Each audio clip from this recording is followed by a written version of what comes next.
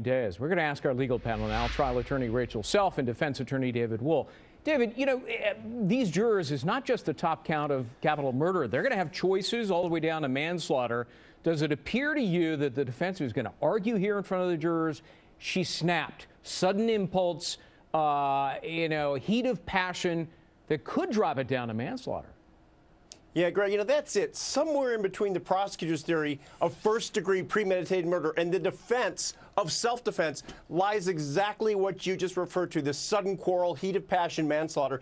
And that is what they're going to do. Now, the judge may not allow that jury instruction because, frankly, there hasn't been a lot of evidence of that. However, if the judge allows it, Greg, that could give 1, 2, maybe 3 jurors who refuse to convict Jodi Arias because of the long history of abuse, as she says, that could give them an out, a compromise, and that could cause the jury to convict of a lesser charge, second-degree murder, or even manslaughter. And you know what, Rachel? I can just hear it now. The defense attorney is going to stand there in front of the jury and say, yes, the mutilation of the body, 27 stab wounds and, cutting his throat and shooting, that's evidence of passion and anger, and it's called heat of passion manslaughter, right?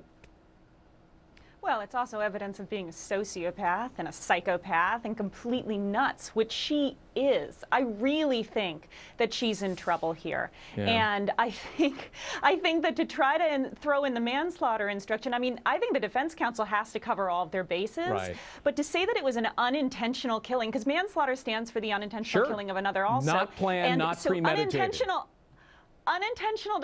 I would think maybe the first 12 stab wounds weren't intentional. Right. Maybe the slice across the throat wasn't intentional. But when you pick up the gun, and I think the expert for the prosecution who rebutted the gun going last, I think the fact that she shot him in the head last is what was pretty solidly established.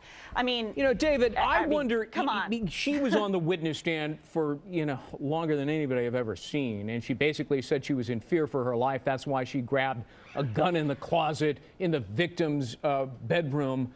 But you can just hear her say, I was acting in self-defense. Could there be a self-defense jury instruction here, or imperfect self-defense, which is the honest but mistaken belief that your life is in danger? Nah, I don't think they're going that way, Greg. I think they actually have come out and said, look, she had no choice right then. It was her or him. She went and got the gun when he attacked her. But that sounds like self-defense. There was no question about it. She had to kill him or be killed herself. So I don't see the imperfect self-defense taking place here. I'm not saying I buy it, but doesn't that sound like the definition of self-defense? It was kill or be killed.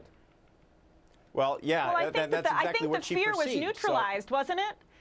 Wasn't it neutralized after stab wound 23? You know what? Or it's all, it's easy to say, we're easy to say overkill, but overkill is sort of something you do in retrospect. Well, when you're being attacked, there is no overkill. You either kill David, or I'm you're glad killed you brought yourself. up the issue of the gun, because one of the last witnesses said, hey, wait a minute, there was no evidence that the victim actually owned a gun, which would arguably mean that she planned and premeditated by getting the gun elsewhere.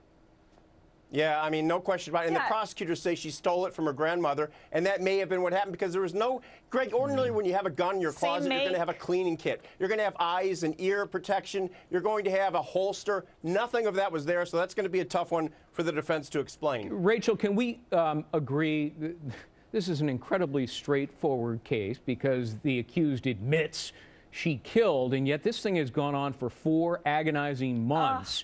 I know. This thing went off the rails a long time ago, didn't it? Yeah, the inmates are running the asylum, I think. This whole thing and I'm pleased that the judge finally said, look, we're wrapping this up. This is happening. This is happening Thursday and Friday. I'm setting a time limit because it hasn't happened. And we've had trauma and drama and issues and tissues. And this whole thing's been crazy. But I think the physical evidence here is overwhelming. And everybody knows she's a liar, and the jury knows she lies. Even Lancita would have brought this thing to an end a long time ago. And that's saying something. David Wool, Rachel Self, we'll see what happens. Good to see you both. All right, great. Thanks, guys. Good to see you.